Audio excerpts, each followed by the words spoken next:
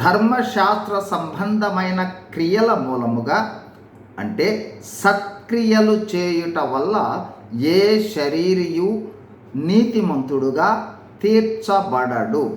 గలతీ 2:16. మానవులమైన మనము చాలా సమయాలలో సత్క్రియల ద్వారా అంటే మంచి కార్యాలు చేయుట ద్వారా నీతిని పొందాలని, అలా నీతిమంతులుగా మార్చబడి దేవుని రాజ్యంలో ప్రవేశించాలని ప్రయాసపడతా ఉంటాం. అయితే దేవుని వాక్యం సెలవిచ్చినది ఏమనగా, మానవుని నీతి మురికి పేలికల వంటిది. యెషయా 64:6.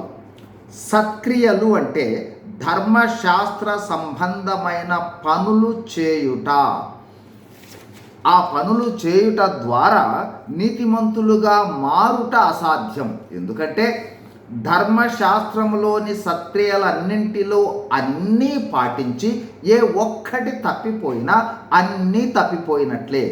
యాకోబు 2:10.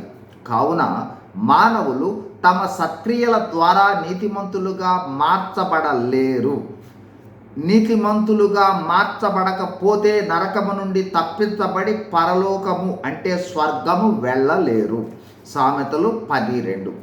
కావున నీతిమంతులుగా తమకు తాముగానే మరెవరు కానీ తీర్చబడలేని మానవుని నిస్సహాయతను గుర్తించిన దేవుడు కేవలం నమ్మికతోనే నీతిమంతులుగా తీర్చబడి పరలోకము పొందు ఏర్పాటు చేశాడు.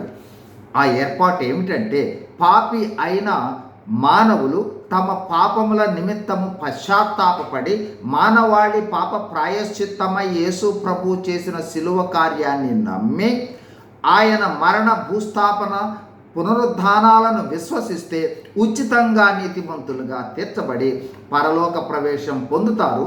దేవుని కుమారులుగా దేవుని స్వాస్థ్యమునకు వారసులవుతారు. ఈ వాక్యాన్ని గమనించండి. రోమా 3:24. కాబట్టి నమ్మువారు ఆయన అనగా యేసు ప్రభువు కృపచేతనే క్రీస్తు యేసు నందలి విమోచనము ద్వారా ఉచితముగా నీతిమంతులుగా తీర్చబడుచున్నారు. మనము నీతిమంతులుగా తీర్చబడుట ఉచితమే కానీ కేవలము నమ్మిక వలనే కానీ, అయితే అందుకోసము దేవుడు చూపిన ప్రేమ, యేసు ప్రభు చెల్లించిన క్రయము అమూల్యమైనది, నిర్వచనీయమైనది. యేసు ప్రభువును విశ్వసించండి, ఉచితంగా నీతిమంతులుగా తీర్చబడి పరలోకం పొందండి. God bless you. Thank you.